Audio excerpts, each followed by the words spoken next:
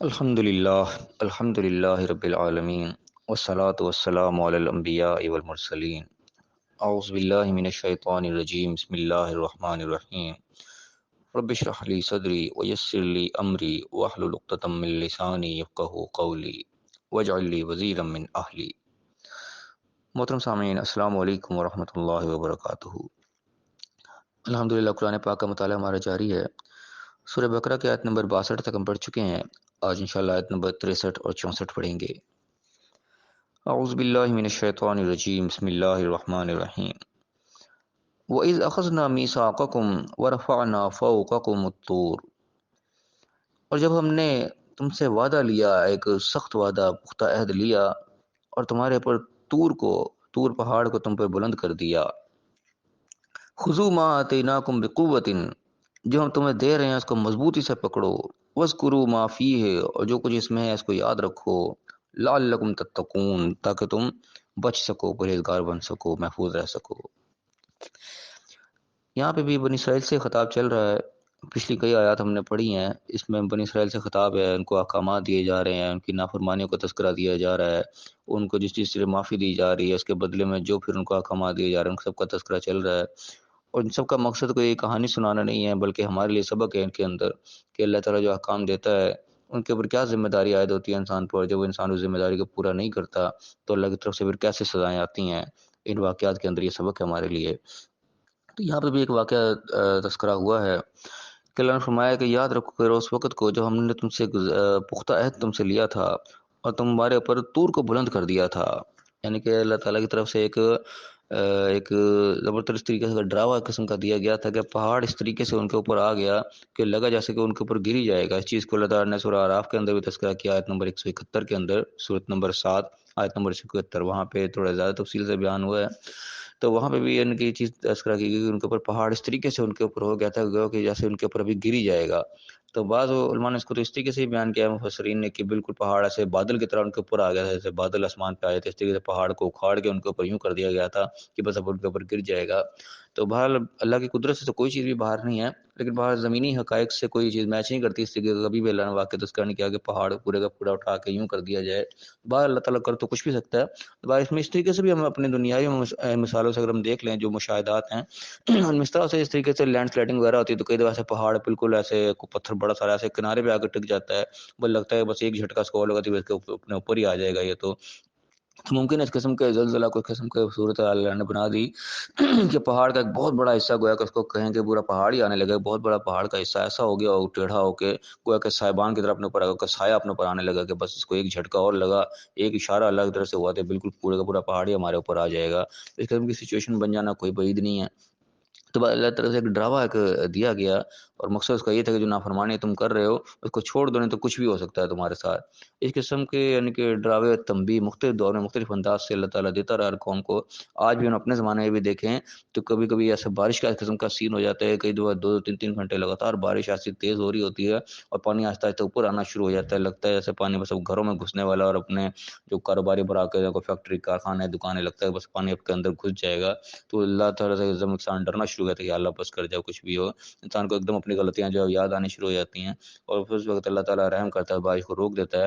ورنہ انسان دیکھ لیتا ہے کہ بھائی مزید اگر 1 گھنٹہ 2 گھنٹہ اسی طرح بارش ہوگی تو پانی تو ہمارے گھروں کے اندر آ جائے گا، ہماری دکانوں میں آ جائے گا، ایک دم ہمارا نقصان ہو جائے گا سارا کچھ۔ تو یہ بھی مختلف قسم کے ڈراوے کا انداز ہوتے ہیں کہ اللہ تعالیٰ پھر روک لیتا ہے وہاں پہ اس بارش کو اور پھر انسان اس خطرے سے بچ جاتا ہے اور پھر انسان پھر ہی اپنے اس دھندے میں لگ جاتا ہے، اس چیز کو بھول جاتا ہے کہ بھی تھوڑی دیر پہلے میری کیا کیفیت تھی، میں کیا اللہ تعالیٰ سے وعدے کر رہا تھا اپنے دل کے اندر، وہ ساری چیزیں انسان پھر سے بھول جاتا ہے۔ تو یہ ڈراوے کا انداز ہم اپنی زندگی میں اس وقت بھی دیکھ سکتے ہیں۔ تو یہاں ایک ڈراوے کا انداز اللہ تعالیٰ نے اور طریقے سے بیان کیا کہ وہ جس بستی میں رہ رہے تھے وہاں اس قسم کہنے کا پہاڑی وہ جگہ تھی تو اللہ نے پہاڑ کی ایسی کنڈیشن کر دی وہ لگا جیسے ان کے اوپر ہی گر جائے گا ابھی۔ مقصد کیا تھا ان کو کہ اللہ کی یاد دلانا، ان کو اللہ کے احکامات کی طرف توجہ دلانا ان کی۔ پھر آرڈر بھی یہاں پہ یہی ہو رہا ہے کہ حکومت طور جب طور بلند کر دیا گیا، حکم کیا ہے کہ خذوا ما آتیناکم بقوۃ، جو کچھ تمہیں دیا جا رہا ہے اس کو قوت سے مضبوطی سے پکڑو، واذکروا ما فیہ، جو کچھ اس کے اندر ہے اس کو یاد رکھو۔ مقصد یہ ہے کہ احکامات یاد دلائے جا رہے ہیں کہ اللہ کی نافرمانیاں نہیں کرنی، جو اللہ تعالیٰ قانون تمہیں دے رہا ہے، جو طریقہ کار بتا رہا ہے اس کے مطابق چلو تم۔ اکثر مقصد یہ ہے لعلکم تتقون، تاکہ تم بھی بچ سکو، اللہ کے عذاب سے تم بچ سکو، پرہیزگار تم بن سکو، مقصد یہی ہے۔ اس کے بعد پھر انہوں نے کیا کہ ثم تولیتم من بعد ذلک، پھر تم نے منہ پھیر لیا اس کے بعد. وہی انسان کا حال جیسے کہ بس بارش تھم گئی, سارا موسم ٹھیک ہو گیا, پھر انسان پلٹ گیا, پھر اسی بےمانی شیطانی میں لگ گیا, بھول گیا اس چیز کو. وہی کام انہوں نے بھی کیا, جب اللہ نے بچا لیا پہاڑ کو, دوبارہ اپنے کوئی صحیح کنڈیشن میں ہو گیا یا وہاں سے وہ محفوظ ہو گئے, پھر منہ پھیر لیا. اس بات کو اللہ تعالیٰ نے پھر بتایا یہاں پہ, ثم تولیتم من بعد ذلک فلولا فضل اللہ علیکم ورحمتہ, اللہ کا فضل اور رحمت تم پر نہ ہوتی لکنتم من الخاسرین, تو تم نقصان اٹھانے والے میں ہو جاتے. وہی بات اللہ کی رحمت یہاں پہ بھی ہو جاتی ہے کہ بارش اللہ تعالیٰ روک دیتا ہے اور پانی پھر آہستہ آہستہ نیچے اتر جاتا ہے جو اوپر آ رہا ہوتا ہے. اللہ تعالیٰ وہ نہ کرے اور رحمت اللہ کی نہ ہو تو پھر تو نقصان تو ہو گیا, تم میرے خاسرین, نقصان اٹھانے والے میں ہو گئے. دنیا میں بھی نقصان ہو جائے گا اور آخرت میں بھی پھر ظاہر ہوگا, جب اللہ کی نافرمانی اس حد تک ہم کریں گے تو نقصان تو پھر ہوگا. تو یہاں کے بھی اصل میں ان دو آیات میں بھی تذکرہ اسی چیز کا ہو رہا ہے کہ اللہ تعالیٰ کی طرف سے احکامات آتے ہیں, اللہ کی طرف سے نعمتیں بھی آتی ہیں, نعمتیں سے انسان فائدہ اٹھا رہا ہوتا ہے, نعمتیں تو انسان کو محسوس نہیں ہو رہی ہوتی نا, کتنی نعمتیں اللہ تعالیٰ کی وہ استعمال کیے جا رہا ہے. تو ان نعمتوں کے ساتھ جو ذمہ داری انسان کے پر عائد ہیں وہ انسان اس کو اگنور کیے رکھتا ہے, اس کے بعد دھیان نہیں ہوتا ہے کہ کچھ ذمہ داریاں میرے پر عائد ہوئی ہیں, کہ اللہ نے احکامات مجھے دیے ہیں, ان کو ہی میں نے نبھانا, ان کو پورا کرنا ہے, ان کی طرف دھیان نہیں ہوتا. تو اللہ تعالیٰ کی طرف دھیان دینے کے لیے مختلف انداز سے انسان کو جھجوڑتا ہے, اللہ انسان کو جگاتا ہے کہ بھئی اٹھو, تم کس غفلت میں پڑے ہو.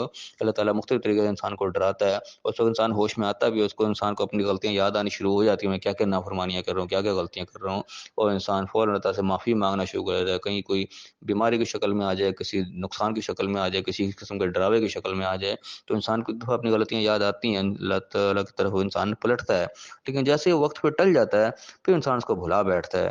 اسی قسم کا تذکرہ یہاں پہ بھی ہو رہا ہے. ہمارا یعنی کہ حالات کو بنی اسرائیل سے مختلف نہیں ہے, جس سے اللہ نے ان کو ڈرایا, جس طریقے سے انہوں نے نافرمانیاں کی, اس طریقے سے ہم بھی نافرمانیاں کریں. اللہ تعالیٰ ہمیں بھی ڈرا رہا ہے, لیکن ہم بھی کوئی اس سے مختلف نہیں ہیں. ہم بڑے بس شوق سے واقعہ کو سنتے ہیں, آگے نکل جاتے ہیں, اپنا ہم جائزہ نہیں لیتے کہ ہم کس مقام پہ کھڑے ہوئے ہیں. تو بالکل ہماری زندگی سے میچ کر رہے ہیں یہ واقعات. اللہ ہی بتا رہا ہے کہ ڈرایا, لیکن تم نے پھر اس کے بعد منہ پھیر لیا, اور جو اس چیز کو بھول گئے تھے کہ اللہ کا فضل اور رحمت تم پر نہ ہوتی, اس چیز کو تم سے نہ ٹال دیتا, تو تم تو نقصان اٹھانے والوں میں سے ہو گئے تھے. تو بہر اللہ تعالیٰ ہمیں سمجھنے کی توفیق عطا فرمائے. بالکل یہ چیزیں ہماری زندگی پر اپلائی ہوتی ہیں. اسی طرح اللہ تعالیٰ ہمیں ڈراتا ہے, اسی طریقے اللہ کے احکامات ہمیں ہیں, اور اسی طرح اللہ تعالیٰ ہمیں یاد دہانی کرا کے پھر ہمیں بچا بھی لیتا, نقصان ہمارا نہیں ہونے دیتا. لیکن پھر ہم وہی بدبختی والا کام کرتے کہ پھر اس کو بھول جاتے ہیں, اللہ کے احکامات کو پھر ہم اگنور کر دیتے ہیں, پھر اپنی مرضی کی زندگی گزارنے میں لگ جاتے ہیں. جو اللہ تعالیٰ کا مقصد ہے ڈرانے کا, اس مقصد کو ہم پورا نہیں کرتے. اللہ تعالیٰ ہمارے احساس کو زندہ کرے گا, ہم سمجھیں ان چیزوں کو, اپنی زندگی پر اپلائی کریں جو اللہ نے احکام دیے ہیں. کوئی اتنے مشکل احکام نہیں ہے جو کہ پورے نہ کیے جا سکے, ہم خود ان کو مشکل بنا لیتے ہیں, خود اپنے آپ کو مشکل وقت کا جو ایک مستحق بنا لیتے ہیں. لگتا ہے اس سے پھر امتحان سخت سے سخت ہوتا چلا جاتا ہے, جب آسان امتحان ہم چھوڑ دیتے ہیں پھر اگلا امتحان سے زیادہ سخت آ جاتا ہے.